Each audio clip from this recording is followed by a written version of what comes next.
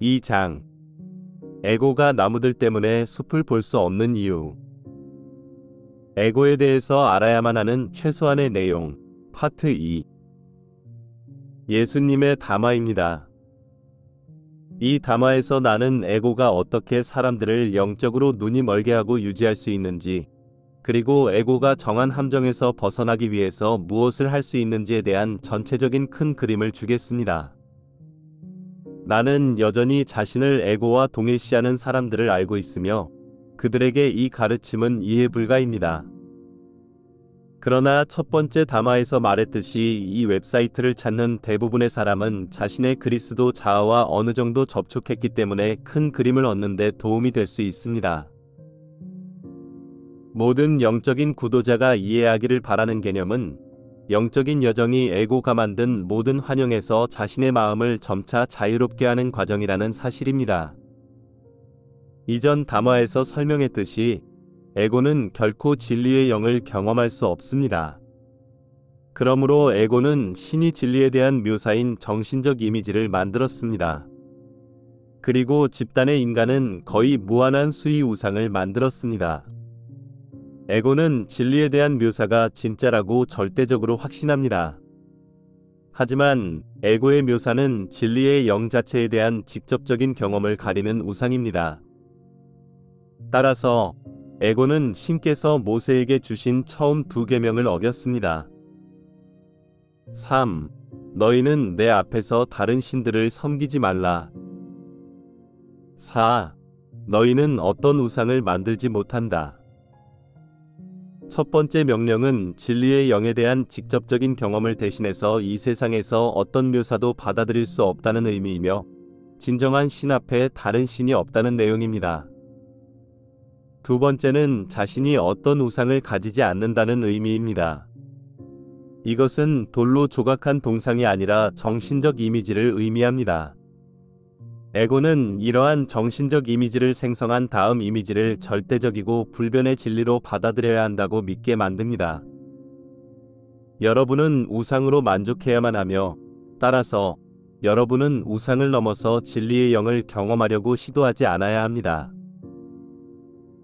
에고는 진리의 영을 경험할 수 없지만 여러분은 할 수 있습니다. 그리고 여러분이 진리의 영을 직접 경험할 때 더 이상 에고의 묘사가 진짜이거나 구원받기 위해 필요한 전부라는 에고 환영을 믿지 않게 됩니다. 따라서 에고는 여러분에 대한 힘을 잃어버리고 에고에게 에너지 공급을 멈추면 그것은 서서히 소멸되어 결국 죽습니다.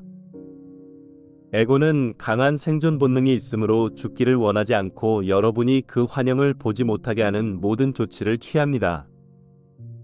에고는 여러분이 진리의 영을 직접 경험하고 비전을 점차 확장시켜서 결국 에고와 이 세상의 지배자가 만든 거짓말을 모두 꾸짖지 못하도록 막기 위해 무엇이든 합니다. 그러므로 영적인 여정의 본질은 에고 환영에서 여러분의 마음을 점차 정화하고 이로써 진리의 영에 대한 점진적인 순수한 경험을 얻는 과정이라고 말할 수 있습니다. 바울이 말했듯이 우리가 지금은 거울에 비추어 보듯이 희미하게 보지만 그때 가서는 얼굴을 맞대고 보게 됩니다. 지금은 내가 불완전하게 알 뿐이지만 그때 가서는 신께서 나를 아시듯이 나도 완전하게 알게 됩니다. 삶의 기본 선택. 전통적인 종교에서 신이 법칙에 대한 개념을 발견하게 됩니다. 우리는 그것을 또한 여러분이 사는 우주를 창조하기 위해 신께서 사용하신 설계 원리라고 부를 수도 있습니다. 다른 모든 설계 원리의 기원은 하나됨의 원리, 하나의 법칙입니다. 그것은 바이블에 다음과 같이 기술되어 있습니다. 1. 태초에 말씀이 있었고 이 말씀이 신과 함께 계셨으니 이 말씀은 곧 신이시라. 2. 그는 태초에 신과 함께 계셨다. 3. 모든 것이 그로 말미암아 생겨났으니 그가 없이 생겨난 것은 하나도 없다. 신은 자신의 존재에서 모든 것을 창조하셨고 따라서 신의 존재는 창조된 모든 것에 포함되어 있습니다.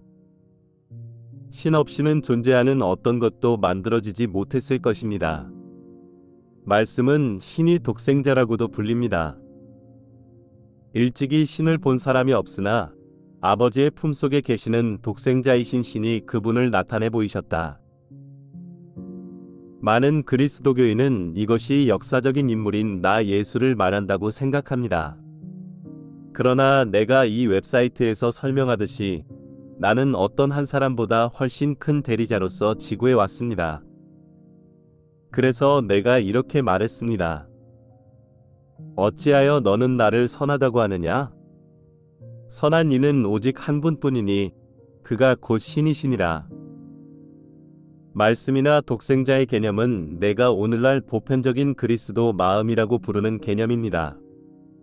이것은 하나됨의 원리를 위한 기초로서 신이 창조한 마음이고 의식의 상태입니다. 그리스도 마음의 근본적인 기능은 신과 하나가 되는 상태이고 우주에 대한 신이 전반적인 비전과 하나가 되는 상태이며 우주가 의도한 목표에 도달하도록 하기 위해서 창조된 특정한 설계 원리들과 하나가 되는 상태입니다. 여러분은 이제 자신이 육체와 외면의 마음과 개성보다 더 큰 생명 흐름이라는 의미이며 신과 공동 창조자가 되도록 창조되었다는 사실을 깨달을 필요가 있습니다. 그래서 바이블에 이렇게 나오는 이유입니다. 신께서 말씀하시기를 우리의 형상을 따라서 우리의 모양대로 사람을 만들자 그에게 지배권을 주자 하시고 신께서 인간에게 지구에 대한 지배권을 주셨다는 의미입니다. 즉, 신께서 인간들이 창조적인 능력을 개발하고 표현하려는 방식으로 집을 지을 수 있는 기반인 이 행성을 창조했다는 의미입니다. 인간들에게 자유의지가 주어졌고 따라서 그들이 개인으로 그리고 집단으로 반드시 지구에서 할 일을 결정해야 합니다. 유일한 딜레마는 물론 그들이 만드는 상황을 필연적으로 경험하게 된다는 사실입니다. 신께서는 현재의 한계 상태, 자원의 부족 및 다른 형태의 고통을 창조하지 않았습니다. 인류가 집단으로 현재의 상황을 창조했고 모든 사람이 그 상황을 경험하고 있습니다. 신께서 공동 창조자에게 자유의지를 주셨을 때 근본적인 이원성이 생겨났습니다.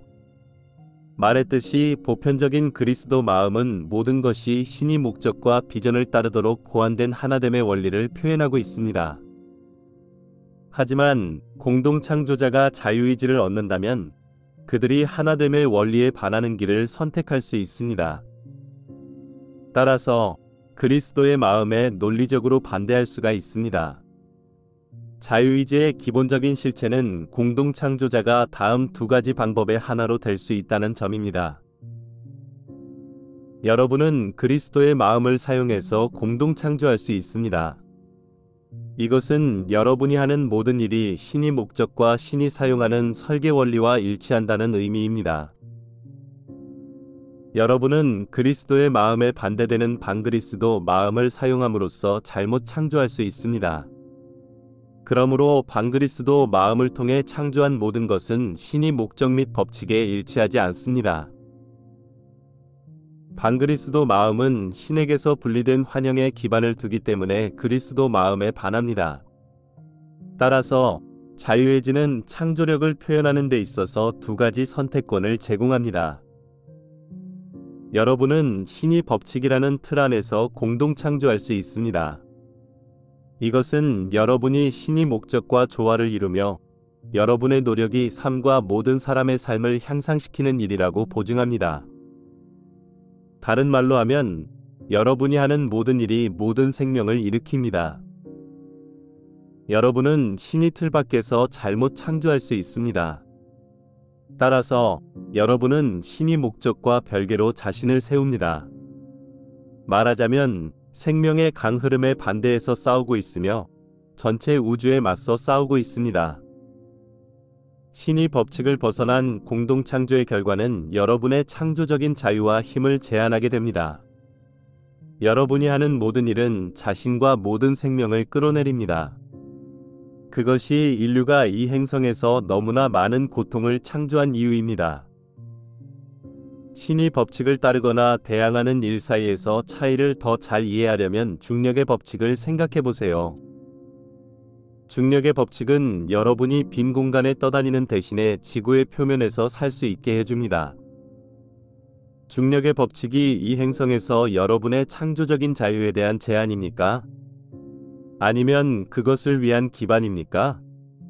따라서 중력의 법칙에 반해서 전체 삶을 그것과 싸우는데 소비하는 일이 합리적일까요? 여기서 요점은 공동 창조자로서 여러분은 신과 모든 생명과 하나됨의 마음인 그리스도의 마음을 통해 공동 창조할 수 있거나 신과 모든 생명과 분리된 반그리스도 마음으로 창조할 수 있는 선택권을 가진다는 사실입니다. 따라서 여러분은 이제 반그리스도 마음이 근본적으로 분열되었고 그 자체와 신과 신의 법칙 및 다른 모든 공동 창조자 사이의 분열에 기반을 두고 있음을 알게 됩니다. 그리스도의 마음은 하나됨의 마음이며 반그리스도 마음은 분열의 마음, 이원성의 마음, 분리의 마음입니다. 이제 우리는 반그리스도 마음의 근본적인 이원성에 대해서 좀 더 자세히 살펴볼 필요가 있습니다.